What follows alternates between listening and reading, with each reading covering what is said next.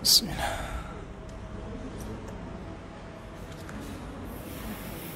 Assalamualaikum warahmatullahi wabarakatuh. Innal hamdalillah nahmaduhu wa nasta'inuhu wa nastaghfiruh wa na'udzu billahi min syururi anfusina wa min sayyiati a'malina. May yahdihillahu fala mudhillalah wa may yudlil fala hadiyalah. Asyhadu an la ilaha illallah wahdahu la syarikalah wa asyhadu anna Muhammadan abduhu wa rasuluh. Allahumma salli wa sallim wa barik ala nabiyyika wa rasulika Muhammadin wa ala alihi wa ashabihi wa man sara ala nahjihi wa iqtafa asarahu ila yaumiddin. Allahumma anfa'na bima 'allamtana wa 'allimna ma yanfa'una warzuqnal huda wat tuqa was sadad. Allahumma la sahla illa ma ja'altahu sahla wa anta taj'alul hazna idza syi'ta sahla. Akhwati fillah rahimani wa rahmakumullah, ibu-ibu, akhwat sekalian yang dirahmati oleh Allah, alhamdulillah. Pada kesempatan sore hari ini yang alhamdulillah kondisi masih cerah, semoga Allah Subhanahu wa taala memudahkan segala aktivitas kita. Dan semoga pada kesempatan yang baik ini ketika kita bermajlis, Allah Subhanahu wa taala jadikan majlis ini majlis yang mubarakah, majlis yang penuh berkah, yang kita bisa mendapatkan ilmu yang bermanfaat dan kita juga memiliki amal yang saleh. Masih kita kaji tafsir dari surat Al-Baqarah di ayat yang ke-83, atau masih dari ayat yang ke-83, karena kalimat terakhir yang kita kaji dari ayat yang ke-83 yaitu kalimat wa aqimus shalah. Tapi sebelumnya kita ulang terlebih dahulu ayat ini. Ayat yang ke-83, Allah Subhanahu wa taala berfirman, a'udzubillahi minasyaitonir rajim. Wa id akhadna mitsaqa bani Israila la ta'buduna illallah wa bil walidaini ihsana wa dzil qurba wal yatama wal masakini wa qulu lin nasi husna wa aqimus salata wa atuz zakata thumma tawallaitum illa qalilan minkum wa antum mu'ridun.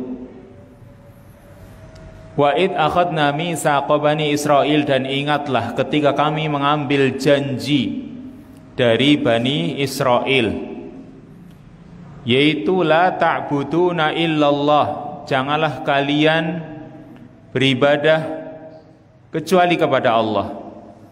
Wa bil walidaini ihsana, dan kepada kedua orang tua berbuat baiklah. Wa dzil qurba, kepada kerabat dekat, wal yatama wal masakin, anak-anak yatim dan orang-orang miskin. Wa qulu lin nasi husna, ucapkanlah kata-kata yang baik kepada manusia. Wa aqimus shalah, dirikanlah salat. Wa atuz zakah, tunaikanlah zakat. Summa tawallaitum, kemudian kalian berpaling, kalian tidak memenuhi janji. Illa qalilan minkum, kecuali sedikit dari kalian. Wa antum mu'ridun, dan kalian sendiri berpaling.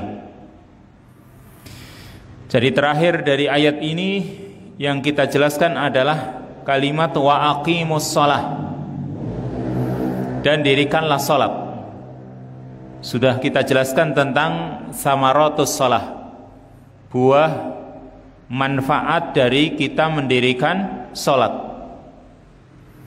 Tentunya supaya sholat kita itu membuahkan hasil, yaitu kita harus penuhi syarat-syaratnya, rukun-rukunnya, wajib-wajibnya, serta sunnah-sunnahnya, serta kita lakukan dengan khusyuk.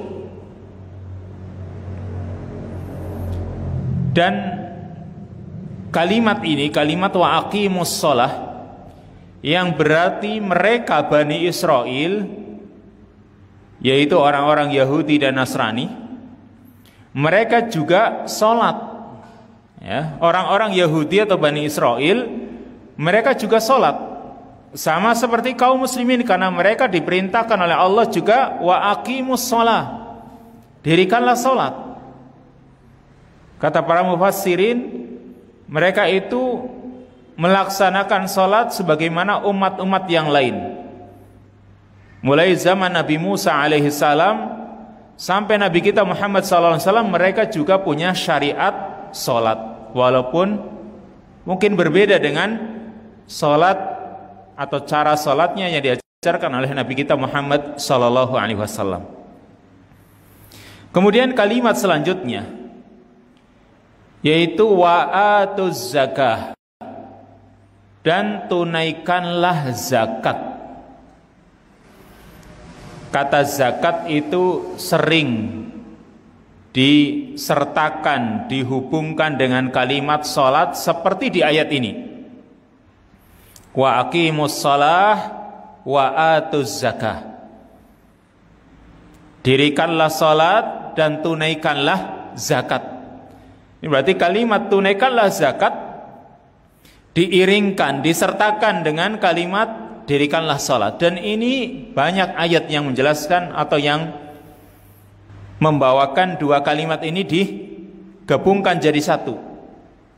Para ulama menghitung kira-kira sebanyak 82 ayat kalimat wa aqimus shalah wa atuz zakah, mendirikan salat lalu disertai dengan menunaikan zakat. Ada sekitar 80 ayat yang mengandung arti adanya kesamaan antara menunaikan zakat dengan mendirikan salat, yaitu kesamaannya dari sisi kewajiban, sama-sama wajib. Bahkan dalam Islam sama-sama rukun Islam. Keduanya perkara yang sama-sama diwajibkan. Kemudian juga punya pengaruh yang sama, melembutkan hati. Zakat juga demikian, melembutkan hati orang yang mengeluarkan zakat dan orang yang diberi zakat. Sebagaimana salat bisa melembutkan hati manusia. Kemudian sama-sama merasa diawasi oleh Allah. Orang ketika salat dia merasa muraqabatullah, yaitu merasa diawasi oleh Allah Subhanahu wa taala untuk menjalankannya. Orang ketika mengeluarkan zakat juga sama. Allah Subhanahu wa taala Maha tahu seberapa harta besar yang kita miliki, sehingga orang mengeluarkan zakat kenapa? Merasa diawasi oleh Allah Subhanahu wa taala. Demikian pula orang yang menjalankan salat, dan juga sama-sama mensucikan hati, ya, melembutkan hati dan mensucikannya. Kalau zakat di samping mensucikan hati juga akan mensucikan harta, dan yang nanti akan kita jelaskan tentang di antara fadhailuz zakah. Jadi Allah Subhanahu wa taala berfirman di ayat ini wa atuz zakah, tunaikanlah zakat. Kata zakat itu sendiri dari kata zaka yazku, yang punya arti dua, yaitu bisa berarti nama yanmu, yang artinya tumbuh dan berkembang, juga punya makna tahurayat huru, yang artinya suci. Itu zakat. Zaka yasku punya arti nama yanmu, tumbuh dan berkembang, atau makna yang kedua tahurayat huru, yang artinya suci. Dan kedua makna ini ada dalam zakat, ya, tumbuh dan berkembang dan juga menjadikan suci. Maka kita perlu mengetahui manzilah atau makanah serta fadail-fadailnya, kedudukan yang tinggi yang dimiliki oleh zakat. Yang pertama, yang namanya zakat itu salah satu di antara rukun-rukun Islam. Dan kita tahu yang namanya rukun itu suatu yang harus ada dalam bangunan. Karena yang namanya rukun itu pilar atau pojokan-pojokannya. bagian yang terpenting dalam suatu bangunan. Maka kalau suatu bangunan tidak ada rukunnya, tidak ada pilarnya, nggak mungkin jadi bangunan apapun. Nah, zakat termasuk rukun Islam. Islam itu akan tegak kalau ada pilar-pilarnya. Salah satu pilarnya zakat. Jadi zakat itu rukun terpenting di antara rukun-rukun Islam, sebagaimana yang dikatakan oleh Nabi sallallahu alaihi wasallam, buniyal islamu ala khamsin. Islam dibangun di atas 5 dasar, yaitu syahadati alla ilaha illallah wa anna muhammadan rasulullah wa iqamis shalah wa itaiz zakah wa shaumi ramadan wa hajjul bait. Ini 5 dasar. Salah satunya adalah wa iqamis shalah, mendirikan salat, dan wa itaiz zakah, menunaikan zakat. Ini yang pertama. Zakat itu merupakan salah satu rukun Islam. Kemudian juga yang kedua, bahwa zakat itu merupakan salah satu tanda ketakwaan. Salah satu tanda ketakwaan seseorang, dia mau mengeluarkan zakat. Sebagaimana Allah Subhanahu wa taala ketika menjelaskan ayat-ayat yang pertama tentang orang-orang yang bertakwa, Allah Subhanahu wa taala mengatakan, "Dzalikal kitabu la raiba fihi hudal lil muttaqin." Ya, kalimat berikutnya, alladzina yu'minuna bil ghaib wa yuqimunas shalah wa mimma razaqnahum yunfikun. Ini kalimat wa mimma razaqnahum yunfikun. Dan dari sebagian rizki yang kami berikan kepada mereka, mereka infakkan. Maksudnya di dalamnya juga terkandung makna zakat, menginfakkan sebagian rizki. Dan zakat juga seperti itu. Zakat itu menginfakkan sebagian rizki. Maka itu sifat orang-orang yang bertakwa. Dan di banyak ayat Allah Subhanahu wa taala juga menjelaskan tentang di antara sifat-sifat orang yang bertakwa atau orang-orang mukmin yang sebenarnya adalah mereka mau mengeluarkan zakat. Kemudian yang ketiga, ya, termasuk bukan cuma manzilah kedudukan, tapi juga fadailnya, manfaatnya, bahwa zakat itu, ya, atau orang yang menjaga ibadah zakat itu salah satu faktor yang mengantarkan hamba itu pada tingkatan siddiqin dan syuhada. Kalau orang menjaga ibadah zakatnya, dia berusaha, kalau memang hartanya itu sudah mencapai nisab, sudah berlalu haul pada hartanya tersebut, dia berusaha mengeluarkan, karena itu kewajiban bagi dia dan dia berusaha menjaganya. Maka orang yang menjaga ibadah zakatnya itu merupakan salah satu faktor yang mengantarkan orang ini menuju tingkatan as-siddiqin wasyuhada. Orang-orang yang siddiqin, yang benar-benar percaya, yakin, serta orang-orang yang syuhada, orang-orang yang mati syahid. Di dalam hadis yang diriwayatkan oleh Amr bin Murrah al-Juhani radhiyallahu anhu qala, dia menuturkan, Ja'a rajulun min Qudha'ah ila Rasulillah sallallahu alaihi wasallam. Ada seorang laki-laki datang, dia dari Bani Qudha'ah, menuju atau menemui Rasulullah sallallahu alaihi wasallam. Faqala, orang itu pun mengatakan, inni syahidtu an la ilaha illallah wa annaka rasulullah wa sallaitu salawatil khams wa sumtu ramadan wa qumtuhu wa ataitu zakah. Faqala Rasulullah sallallahu alaihi wasallam, man mata ala hada kana minas siddiqin wasyuhada. Orang itu mengatakan di hadapan Rasul, sesungguhnya aku bersaksi bahwa tidak ada sembahan yang berhak diibadahi kecuali Allah, dan juga bersaksi bahwasanya engkau adalah utusan Allah, Ini ketika orang ini mengucapkannya di hadapan Rasul. Dia bersaksi la ilaha illallah wa annaka rasulullah. Wa shallaitu salawatil khams, dan aku juga melaksanakan salat 5 waktu. Wa sumtu ramadan wa qumtuhu, aku juga berpuasa di bulan Ramadan serta melakukan qiyamul lail. Wa ataitu zakah, aku juga menunaikan zakat. Maka Rasul sallallahu alaihi wasallam ketika mendengar orang tersebut mengatakan kalimat tadi, beliau pun bersabda, man mata ala hada kana minas siddiqina wasyuhada.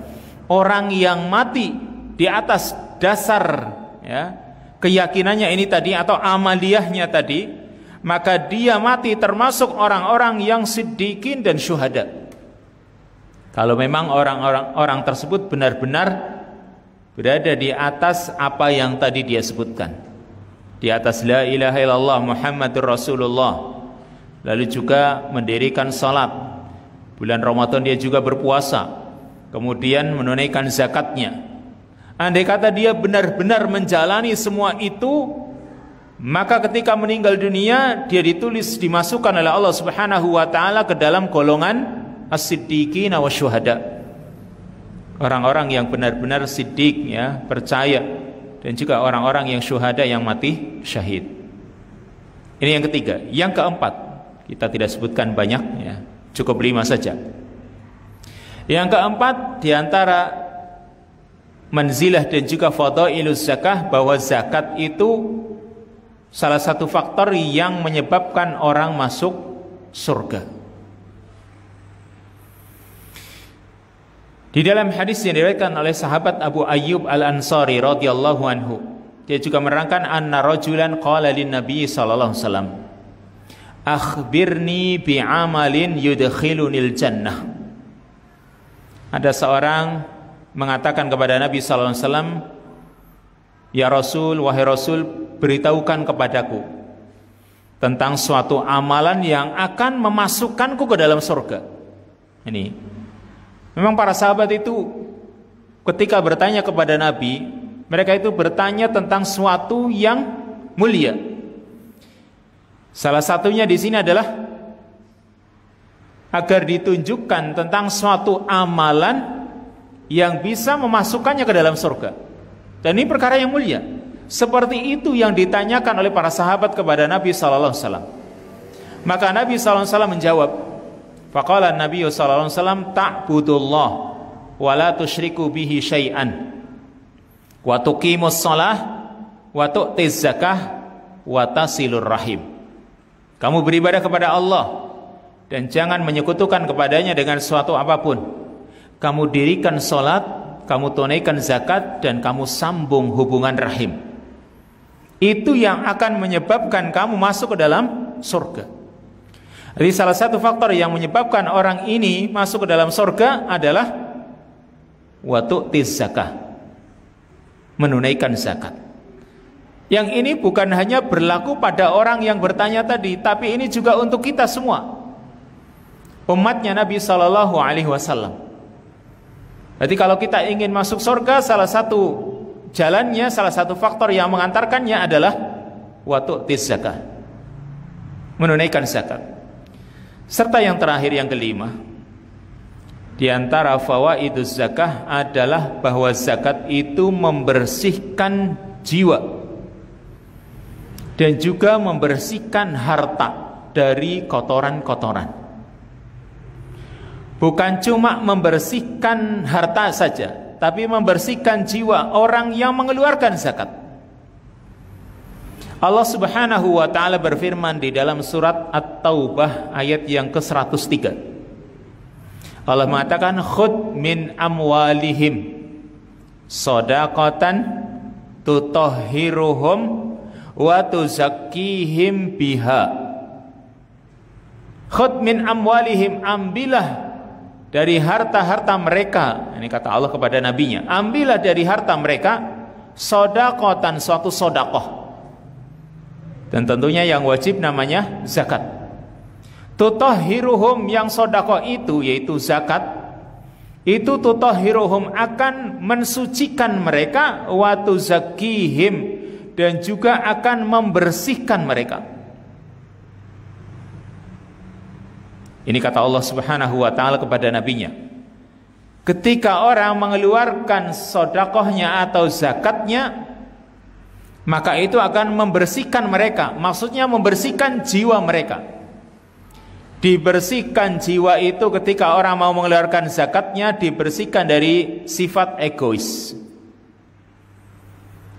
dari sifat ananiyah, mementingkan diri sendiri. Juga dibersihkan dari sifat bakhil. Juga agar dijaga ubudiyahnya ya, kepada Allah, supaya dia tidak menghambakan diri kepada harta.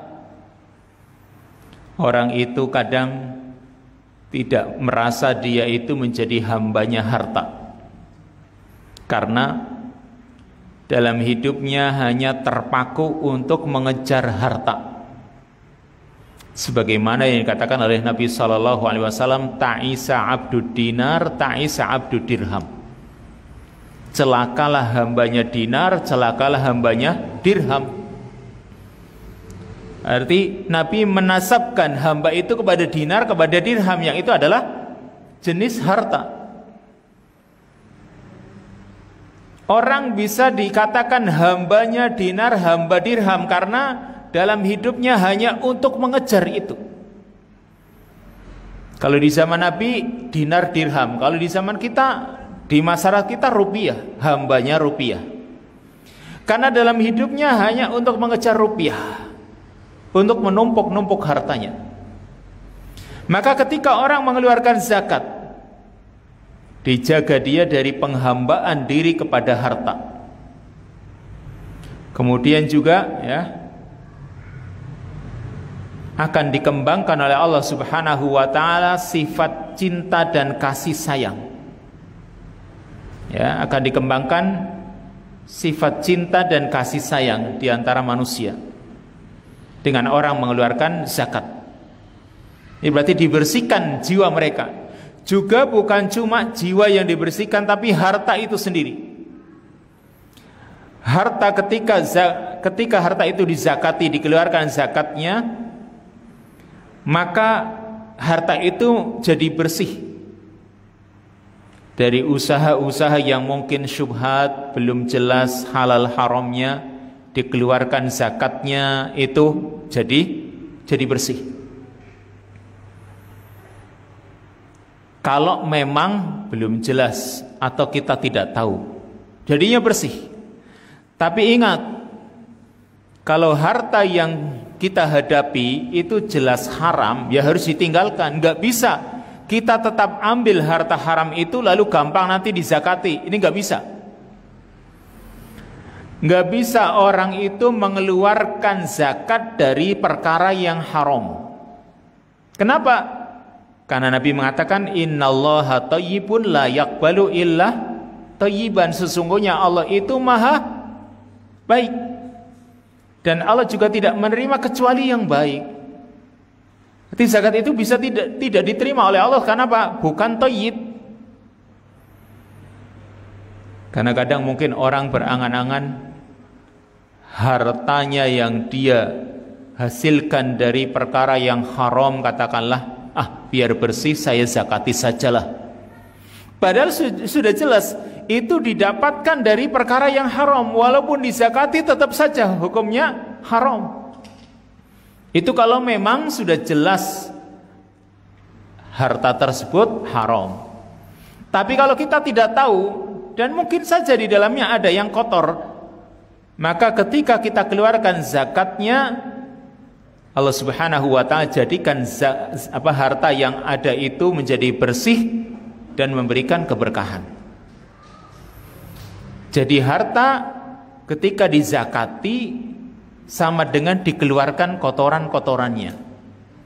Makanya Rasulullah SAW dan keluarganya itu tidak boleh memakan zakat, karena zakat itu hakikatnya adalah kotoran hartanya manusia. Jadi kotoran harta, maka keluarga Rasul yang memang keluarga yang mulia, terhormat, tidak pantas makan sedekah, makan zakat. Mereka itu orang-orang yang mulia. Sedangkan zakat itu sendiri harta yang kotor. Karena ketika orang mengeluarkan zakat tadi, dia ingin membersihkan hartanya. Jadi kalau tadi ya, harta itu kita nggak tahu, atau mungkin ternyata harta itu bukan hak kita dan kita nggak tahu. Setelah dikeluarkan zakat, jadilah bersih. Maka kalau harta itu bersih, harta itu akan membawa berkah dan Allah Subhanahu wa taala akan kembangkan. Dan ini makna zakat. Tadi kan makna zakat punya makna tahura yang artinya bersih, dan juga punya makna nama yanmu yang artinya tumbuh dan berkembang. Karena harta yang masih tersisa Allah kembangkan, ya. Allah tumbuhkan karena harta yang tersisa itu membawa berkah. Serta masih banyak yang lain di antara manfaat dari mengeluarkan zakat yang insya Allah manfaat-manfaat itu bisa kembali kepada individu-individu, orang yang mengeluarkan zakatnya, atau orang-orang yang diberi zakat, atau masyarakat pada umumnya, sekalipun mereka tidak menerima zakat. Jadi manfaatnya sangat luas bagi yang mengeluarkan, bagi yang menerima, dan juga orang-orang masyarakat sekitar. Mereka juga akan menerima manfaatnya walaupun mereka tidak menerima hartanya.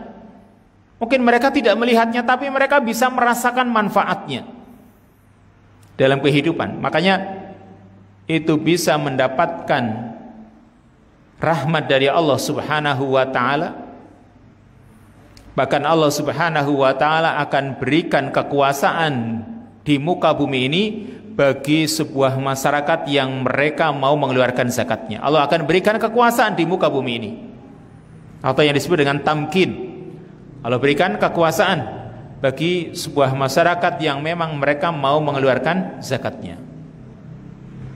Lalu kalau kita hubungkan kalimat ini dengan kalimat sebelumnya dalam ayat ini, kalau tadi mendirikan sholat itu sudah ada di kalangan Bani Israel, di kalangan orang-orang Yahudi, demikian pula zakat. Ahli kitab atau Bani Israel juga ada syariat zakat. Dalam riwayatnya, orang-orang yang menerima zakat dari kalangan Bani Israel, ada di antara mereka yang merupakan keluarga Nabi Harun. Mereka berhak menerima zakat, yang di zaman Nabi SAW disebut dengan kelompok Al-Ayyubiyun. Ya, kelompok Al-Ayyubiyun. Mereka adalah keluarga keturunan Nabi Harun. Mereka berhak menerima zakat. Ini syariatnya Yahudi dan Nasrani. Ya, kalangan Bani Israel dahulu, mereka kelompok Ayyubiyun berhak mendapatkan bagian zakat. Zakat-zakat yang dikeluarkan oleh ahli kitab. Itu zaman dahulu. Di samping juga mereka keluarkan untuk orang-orang miskin. Ya. Tapi lihat di ayat ini, kelanjutannya di sini, ya. Ketika Bani Israel diperintahkan oleh Allah Subhanahu wa taala dengan perintah-perintah yang ada, ya, karena Allah mengatakan la ta'buduna illallah wa bil walidaini ihsana wa dzil qurba wal yatama wal masakini wa qulu lin-nasi husna wa aqimus sholata wa atuz zakah. Mereka disuruh mendirikan salat, disuruh juga menunaikan zakat. Tapi ketika mereka menyepelekan, mengabaikan sholat, ini menjadikan hati mereka keras, sehingga karena hati mereka keras, sulit untuk merealisasikan atau mewujudkan kewajiban zakat. Demikian pula ini juga bisa menjadi ibrah bagi kaum muslimin. Ketika kaum muslimin itu urusan sholatnya sudah sulit, zakatnya lebih berat lagi. Kalau urusan salat mereka itu mengabaikan, urusan zakat lebih-lebih. Karena urusan salat yang dijalankan, kadang-kadang urusan zakat saja sulit. Apalagi kalau urusan salat saja diabaikan. Dan itu yang terjadi pada Bani Israel. Ketika mereka sulit untuk menjaga salat mereka, mereka sukanya mengabaikan salat, sehingga menjadikan mereka juga sulit mewujudkan kewajiban zakat. Dan kebanyakan mereka terus-menerus menentang perintah Allah Subhanahu wa taala. Karena itu Allah mengatakan kalimat selanjutnya, "Summa tawallaitum illa qalilan minkum wa antum mu'ridun." Kemudian kalian tawallaitum, berpaling. Maksudnya tidak memenuhi janji kalian. Illa qalilan minkum, kecuali sebagian kecil dari kalian. Wa antum mu'ridun, dan kalian sendiri berpaling. Dan di sini kelihatannya dua kalimat berpaling ini diulang. Tawalla dan mu'ridun. Tawallaitum, kemudian wa antum mu'ridun. Makna aslinya sama-sama berpaling, tapi nanti kita lihat apa perbedaan antara tawallaitum dan mu'ridun. Jadi maksudnya akibat atau ujung dari urusan kalian ini atau janji kalian ini, ya, yang sebenarnya di dalamnya terdapat kebahagiaan, terdapat kesuksesan untuk mendapatkan keridhaan Allah kalau kalian jalankan. Tapi kenyataannya tawallaitum, kalian berpaling, tidak mau mengamalkannya, tidak mau memenuhi janji Allah tersebut yang Allah perintahkan. Wa antum mu'ridun, dan kalian sendiri berpaling. Ya, di sini kalimat wa antum mu'ridun, kalian sendiri berpaling, artinya pergi meninggalkan perintah Allah dan tidak mau kembali lagi. Tawallaitum juga artinya berpaling atau pergi meninggalkan. Tapi kalimat mu'ridun yaitu tidak mau balik lagi. Maka kalau tawalla cuma berpaling, pergi meninggalkannya, ya, mungkin orang akan balik lagi. Jadi kadang orang meninggalkan perintah Allah, tapi dia masih ada keinginan untuk kembali dan memenuhi haknya Allah Subhanahu wa taala. Tapi mereka Bani Israel, mereka tidak mau kembali lagi. Makanya Allah Subhanahu wa taala mensifatinya lagi dengan wa antum mu'ridun, dan kalian berpaling, tidak mau kembali lagi. Jadi kalimat tawallaitum dengan mu'ridun, kata para ulama, itu bukan pengulangan. Walaupun kadang diartikan summa tawallaitum, kemudian kalian berpaling, wa antum mu'ridun, dan kalian berpaling. Karena memang maknanya sama, berpaling. Akan tetapi ini bukan pengulangan. Tapi kalimat wa antum mu'ridun itu untuk menyempurnakan makna berpaling yang pertama, yaitu tawallaitum. Karena tadi orang yang berpaling, pergi meninggalkan perintah Allah, kadang dia masih mau kembali lagi, masih ingin melaksanakan perintah Allah. Dan mungkin kita lihat kaum muslimin misalnya, kadang meninggalkan perintah Allah, sholat malas, tapi kadang dia masih mau kembali lagi, masih mau melaksanakannya lagi. Sedangkan mereka Bani Israel ini yang Allah katakan summa tawallaitum min ba'di summa tawallaitum illa qalilan minkum wa antum mu'ridun, mereka berpaling meninggalkan perintah Allah dan sudah tidak mau lagi kembali kepada perintah Allah Subhanahu wa taala. Kemudian yang jadi pertanyaan, apa yang menyebabkan mereka itu berpaling dan tidak mau lagi kembali ke jalan Allah? Ini yang harus kita kaji supaya kita itu bisa mengambil ibrah dari mereka. Apa yang menyebabkan mereka itu berpaling dan tidak mau kembali lagi ke jalan Allah? Ya, ini pelajaran bagi kita. yaitu bahwa Allah Subhanahu wa taala perintahkan mereka sebagaimana yang Allah perintahkan kepada orang-orang sebelum mereka dan sesudah mereka, agar mereka itu mengambil agama itu melalui wahyu, tidak terkotori, tidak tercampuri oleh sumber-sumber lain. Ini ibrah yang harus kita ambil nih, pelajaran yang bisa kita ambil dari keadaan mereka. Allah Subhanahu wa taala perintahkan mereka sebagaimana Allah perintahkan kepada orang-orang sebelum mereka dan sesudah mereka, agar ketika mengambil ilmu, mengambil agama itu melalui wahyu, bukan melalui sumber-sumber yang lain. Tapi kenyataannya mereka menentang perintah Allah, mengambil ilmu agama itu dari para pendeta dan pastor-pastor mereka.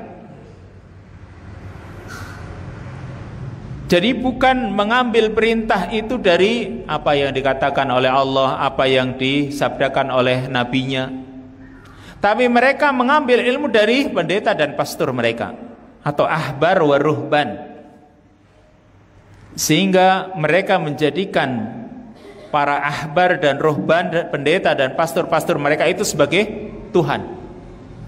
Ya, mereka jadikan pendeta dan pastor itu sebagai arbaban min dunillah, sebagai Tuhan-Tuhan selain Allah.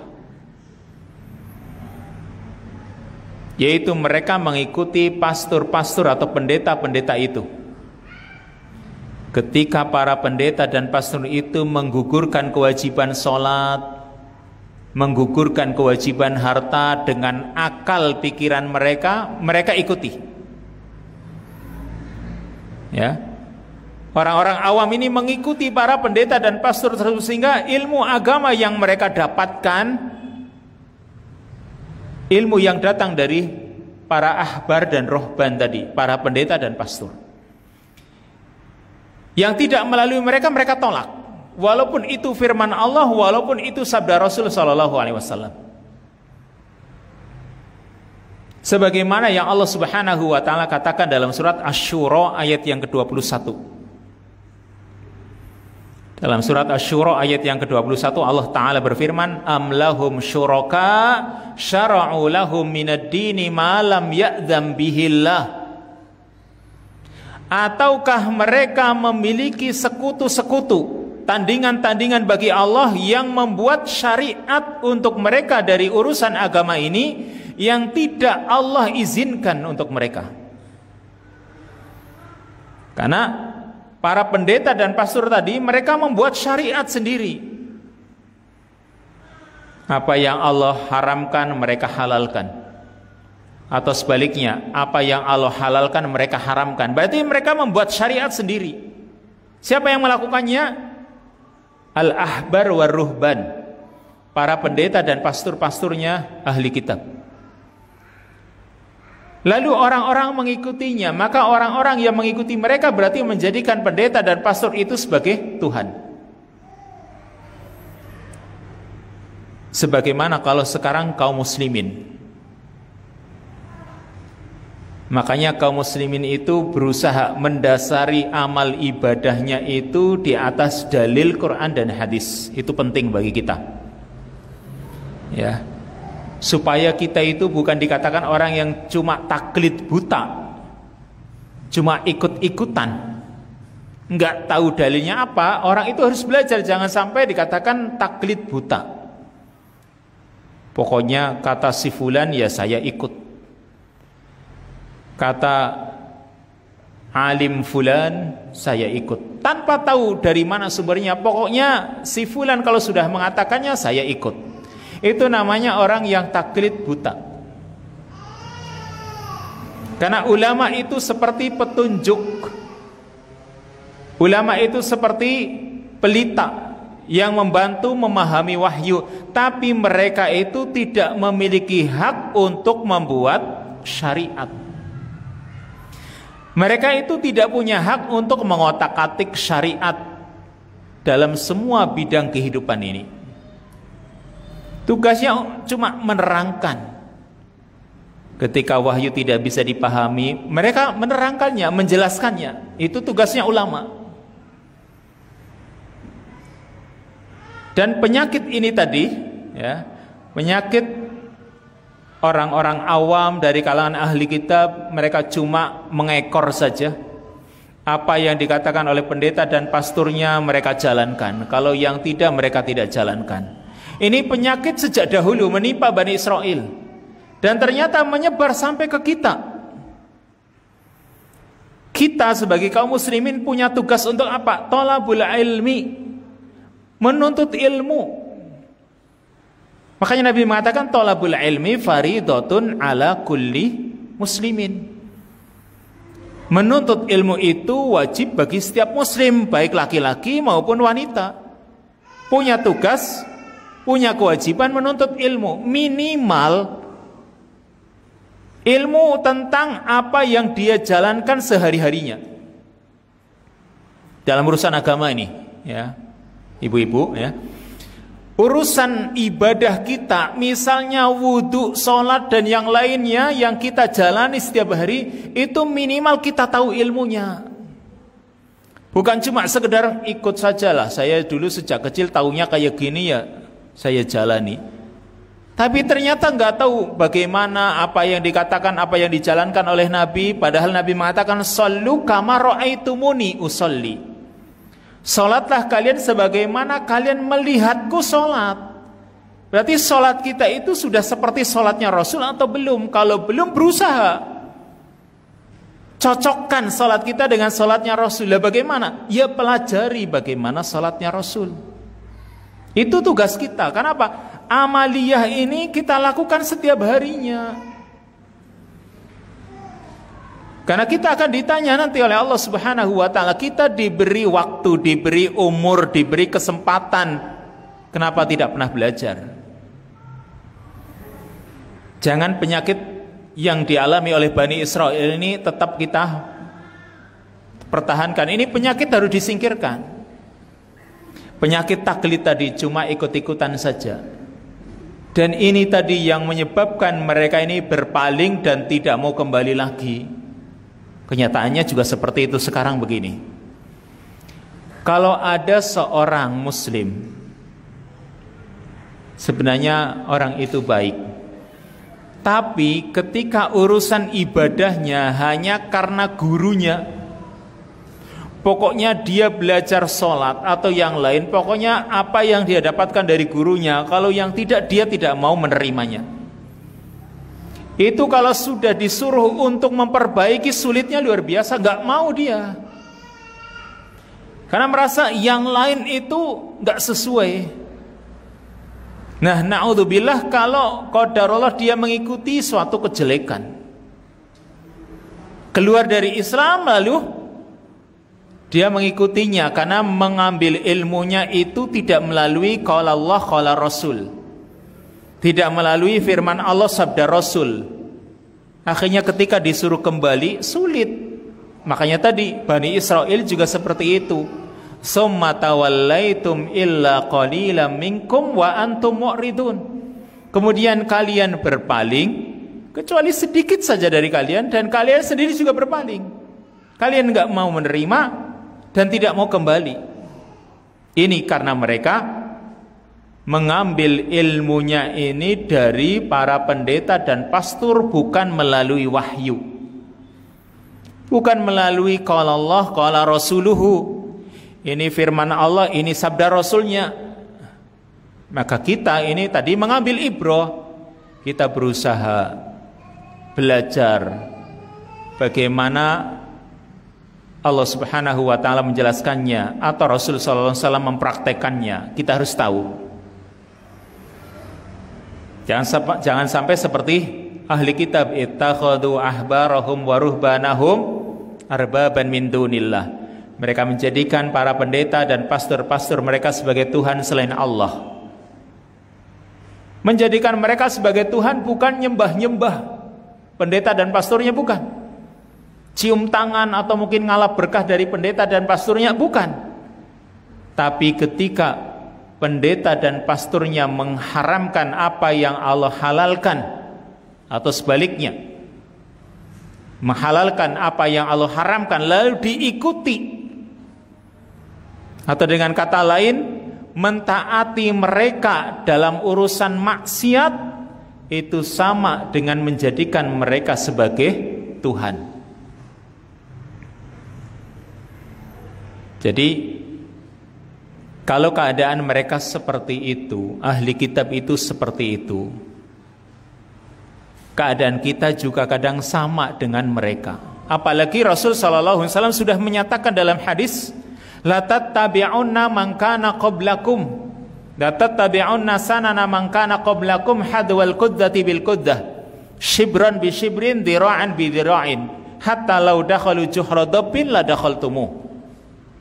Sungguh kata Nabi, kalian itu benar-benar akan mengikuti jejak-jejak mereka. Kalian wahai kaum muslimin akan mengikuti jejak mereka,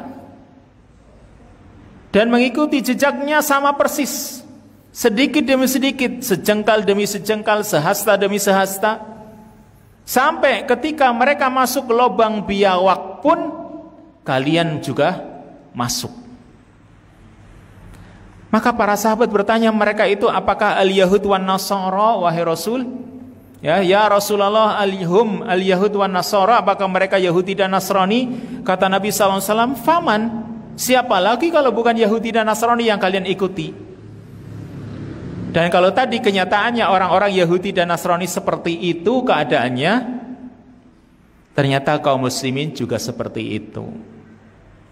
Yahudi dan Nasrani itu mengambil ilmunya pokoknya tinggal terima jadi dari para pendeta dan pastor mereka, terima matangnya saja, nggak tahu isinya apa, pokoknya matang mereka makan.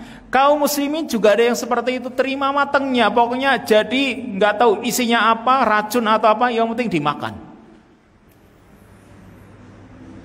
Ini karena kaum muslimin mengikuti jejaknya mereka al-Yahud wan Nasara. Ini ayat yang ke-83. Kita lanjut, ayat yang ke-84.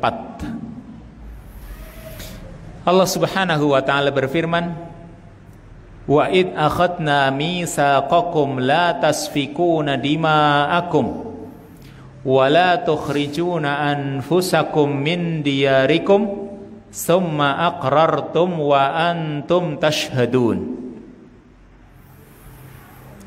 Wa id akhadna mitsaqakum, dan ingatlah ketika kami mengambil janji dari kalian, yaitu la tasfikuna dima'akum, kalian tidak akan menumpahkan darah kalian atau membunuh orang. Wala tukhrijuna anfusakum min diyarikum, dan kalian tidak akan mengusir diri kalian atau saudara kalian min diyarikum, dari kampung halaman kalian. Summa aqrartum, kemudian kalian berikrar, ya, mengakui untuk memenuhi hal itu. Wa antum tashhadun, dan kalian sendiri mempersaksikannya. Saya ulangi, wa id akhadna mitsaqakum la tasfikuna dima'akum wa la tukhrijuna anfusakum min diyarikum thumma aqrartum wa antum tashhadun. Dan ingatlah ketika kami mengambil janji dari kalian bahwa kalian itu tidak akan menumpahkan darah, maksudnya tidak akan membunuh orang. Wala tukhrijuna anfusakum, juga kalian tidak akan mengusir diri kalian dari kampung halaman kalian. Summa aqrartum, kemudian kalian mengakui hal itu, mengikrarkan hal itu. Wa antum tashhadun, dan kalian sendiri mempersaksikannya. Perhatikan ya, ayat ini merupakan bagian kedua dari janji yang Allah ambil dari Bani Israel. Nah, ayat sebelumnya, ayat 83 juga Allah mengambil janji. Nah, sekarang sama, Allah mengambil janji, berarti ini bagian kedua dari janji yang Allah ambil dari Bani Israel. Yang ini khusus berkaitan dengan larangan atau hal-hal yang diharamkan kepada mereka. Kalau ayat sebelumnya atau ayat yang ke-83 tadi, itu merupakan janji bagian pertama, khusus berkaitan dengan perintah-perintah yang wajib atas mereka. Ya, baik yang berbentuk ibadah sosial atau ibadah yang berkaitan dengan ekonomi. Kalau kita lihat di ayat yang ke-83 tadi, ya, ada yang bersifat sosial, wabil walidaini ihsana, berbuat baik kepada kedua orang tua, ini supaya menumbuhkan jiwa sosial. Ya, wadil qurba wal yatama wal masakin, ini kan kaitannya dengan sesama manusia. Juga kaitannya dengan ekonomi, wa atuz zakah, dan tunaikan zakat supaya perekonomian juga bisa lancar. Sedangkan bagian kedua ini atau ayat yang ke-84 ini berkaitan dengan politik. Perhatikan ini, ya. Supaya kita pahami bahwasanya Islam itu bukan agama yang sekuler. Bahwa Islam itu mencakup segala bidang yang dijalani oleh manusia. Karena urusan politik juga dijelaskan di ayat ini. Kalau tadi urusan sosial, bermasyarakat sudah disebutkan. Urusan ekonomi dengan disuruh mengeluarkan zakat tujuannya juga untuk kebaikan ekonomi. Nah, di sini berkaitan dengan politik.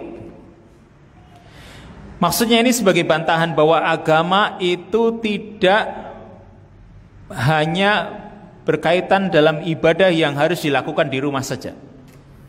Ini orang-orang sekuler yang mereka itu, ya, menganggap agama itu jangan dibawa-bawalah dalam urusan politik. Padahal agama itu mengatur semua urusan manusia. Perhatikan ayat ini. Ya, kita kaitkan dengan ayat sebelumnya. Sebelumnya Allah Subhanahu wa taala mengatakan wa id akhadna mitsaqa bani Israil. Dan ingatlah ketika kami mengambil janji dari Bani Israel. Berarti maksudnya umat dahulu. Ya, karena tentang Bani Israel dahulu. Nah, ayat ini, ayat yang ke-84, wa id akhadna mitsaqakum. Dan ingatlah ketika kami mengambil janji dari kalian.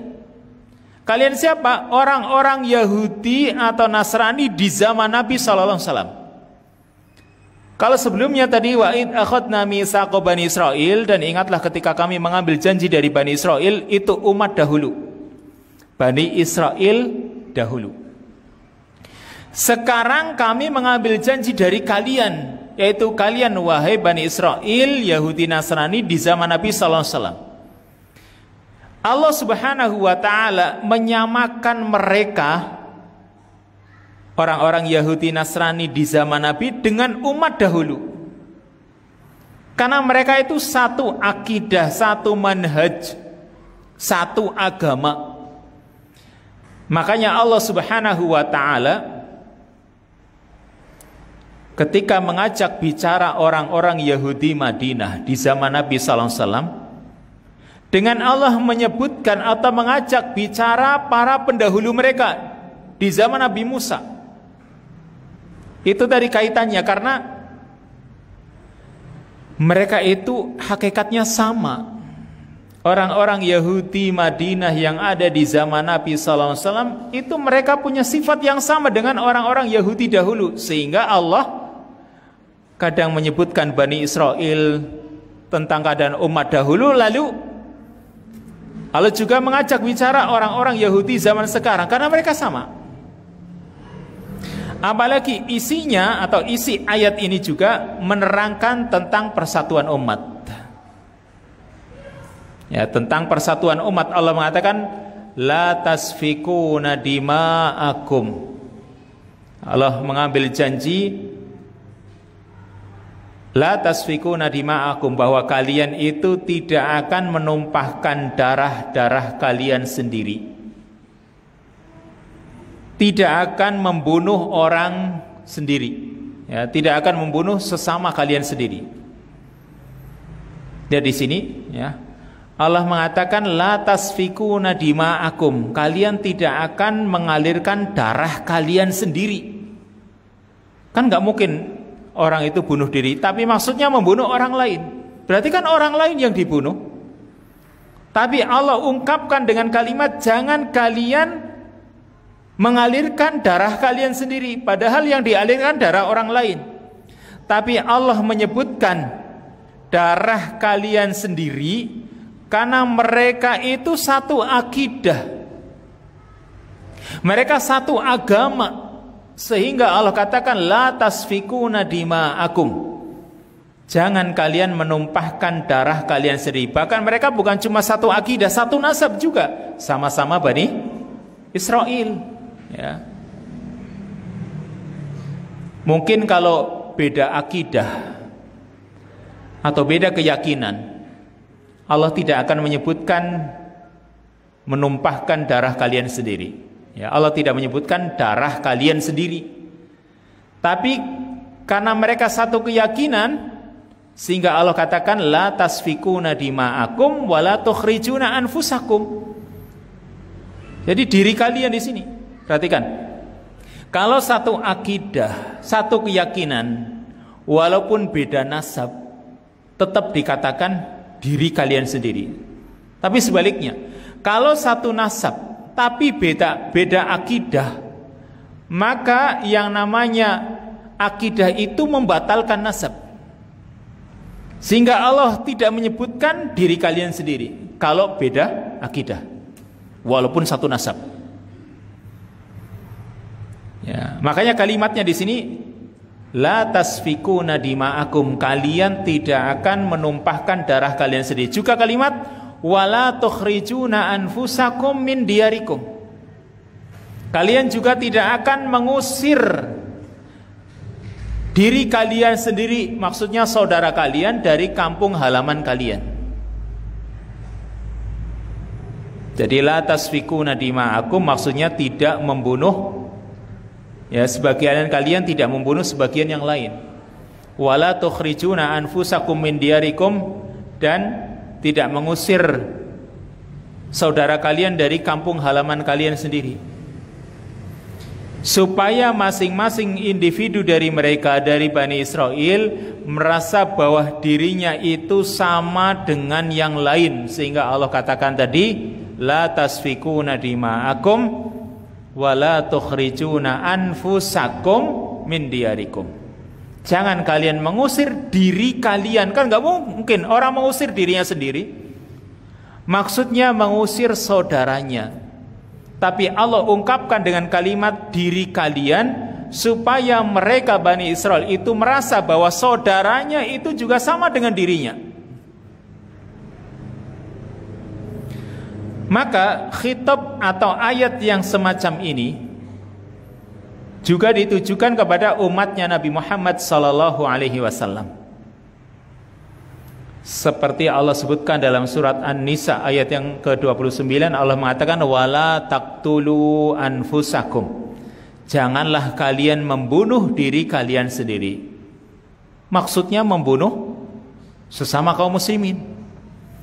Atau dalam surat Al-Hujurat tentang pergaulan, wala talmizu anfusakum, jangan kalian mencela diri kalian sendiri. Maksudnya mencela orang lain, karena itu sama dengan diri kita.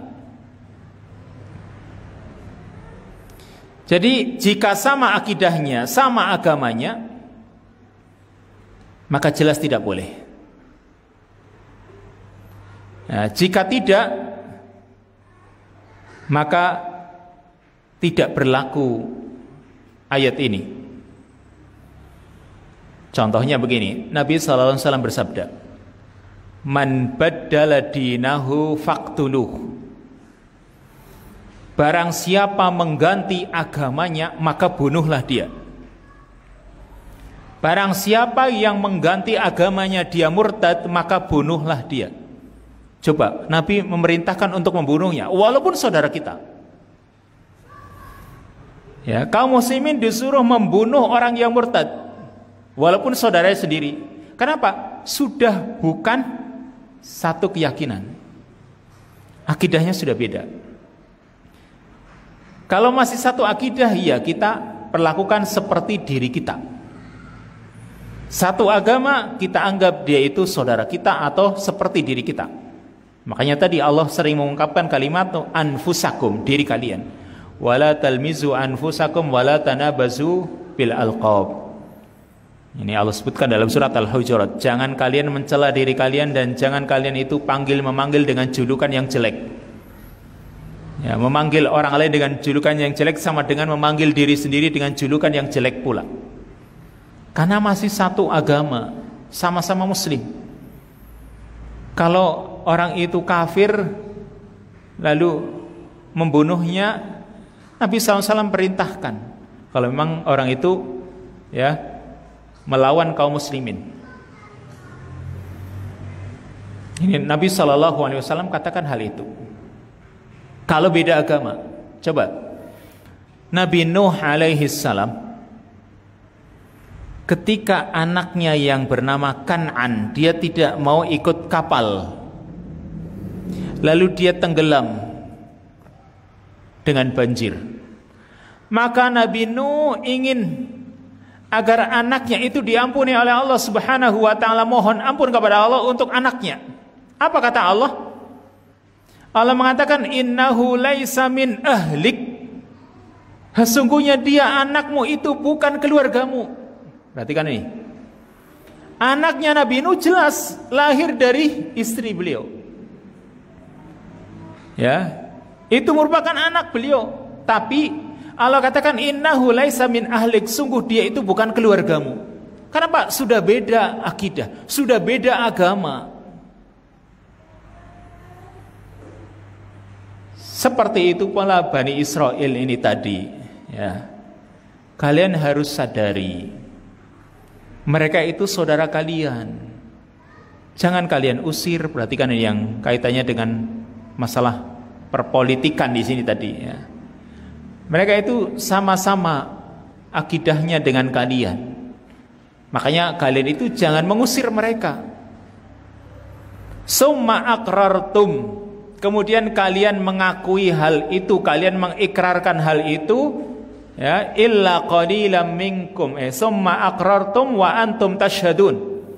Kemudian kalian mengikrarkan hal itu. Yang khitab ini ditujukan kepada orang-orang Yahudi yang ada di Madinah. Ya, karena mereka menyia-nyiakan hukum Taurat yang ada di hadapan mereka. Padahal sebelumnya mereka telah berikrar mereka akan menjalankan kitab Taurat. Summa aqrartum, kalian mengikrarkan hal itu, tapi kalian sendiri ternyata malah menyimpang. Wa antum tashhadun, bahkan kalian mempersaksikannya. Jadi pengakuan mereka, persaksian mereka sama dengan persaksian atau pengakuan orang-orang sebelum mereka, orang-orang Yahudi Nasrani dahulu. Itu mereka cuma mengikrarkannya saja, tapi mereka tidak menjalaninya. Wallahu ta'ala a'lam bissawab. Ini ayat yang ke-84. Ayat berikutnya insyaallah kita lanjutkan pada kesempatan yang akan datang biidznillah ta'ala. Wa sallallahu wasallam ala nabiyina Muhammad wa ala alihi wa sahbihi ajma'in. Subhanakallahumma wa bihamdika asyhadu an la ilaha illa anta astaghfiruka wa atubu ilaik. Wassalamualaikum warahmatullahi wabarakatuh.